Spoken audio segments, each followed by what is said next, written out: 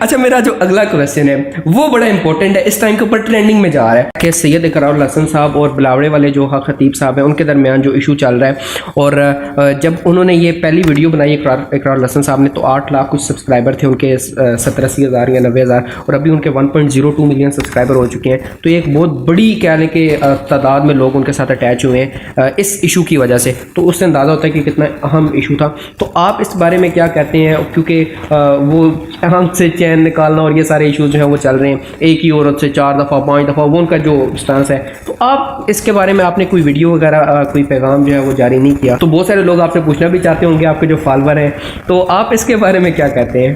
دیکھیں، آپ نے اس سوال کی بنیاد سبسکرائبر کا بڑھنا بتا دیا. تو لازمی سی بات ہے، آج کل نمبر گیم چلتی ہے اور سوشل میڈیا کی دنیا ہے، ہر بندے کی خواہش ہوتی ہے کہ لوگ اسے سنیں.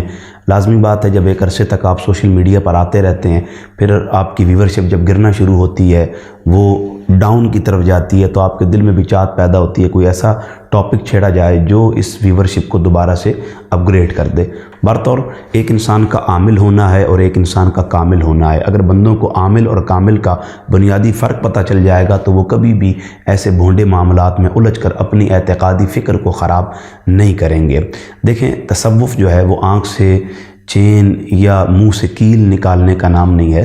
تصوف وہ لباس ہے جو انسان کو رب ذوالجلال کی رضا کی صورت میں اور نبی رحمت کی عطا کی صورت میں میسر آتا ہے. بس اقرار الحسن صاحب سے ہمارا اتنا اختلاف ہے کہ انہوں نے اس ایک معاملے کو بیس بنا کر کل طبقہ اصفیاء پر، اتقیاء پر حملہ آور ہونے کی کوشش کی ہے. میں سمجھتا ہوں یہ پوری دنیا میں تصوف سے معلق جو لوگ ہیں، جو اس فکر کو پسند کرتے ہیں، اس کے ساتھ اٹیچ ہیں، ان کی دل آزاری ہے. اور لازمی بات ہے، ویورشپ کے چکر میں کسی انسان کو ایسا نہیں کرنا چاہیے. اگر آپ کو ان کی شخصیت سے اختلاف تھا، ان کے ایک معاملے سے اختلاف تھا، تو اس کو بیان کرنے کے بہت سارے طریقے مزید بھی ہو سکتے تھے. جو طریقہ کار منتخب کیا گیا، میں سمجھتا ہوں وہ کسی بھی صورت قابل تعریف نہیں ہے، بلکہ اس سے دونوں شخصیات کو لے کر لوگوں کے ذہن میں ابہامات پیدا ہوئے ہیں.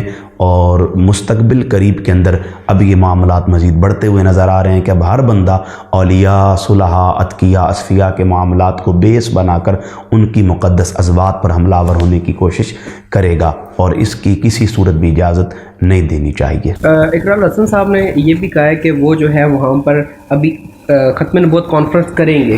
ٹھیک ہے، اگر انہوں نے یہ معاملات بند نہ کیے تو وہاں پر حقیقی ختم نبوت کانفرنس کریں گے. تو اس کے بارے میں آپ کیا کہنا چاہیں گے؟ ان کو کرنی چاہیے وہاں پر، یا یہ تو جھگڑے والی بات بن جاتی ہے؟ دیکھیں، ختم نبوت ہمارا ایمانی عقیدہ ہے، اس کے بغیر ہم ایمان میں کامل نہیں ہو سکتے. سید اقرار الحسن شاہ صاحب کا یہ عمل جو ہے، میں سمجھتا ہوں نبی رحمت کی چونکہ ناموس کا معاملہ ہے، وہ کریں تو ہم اس کے بارے میں کوئی کلام نہیں کر سکتے.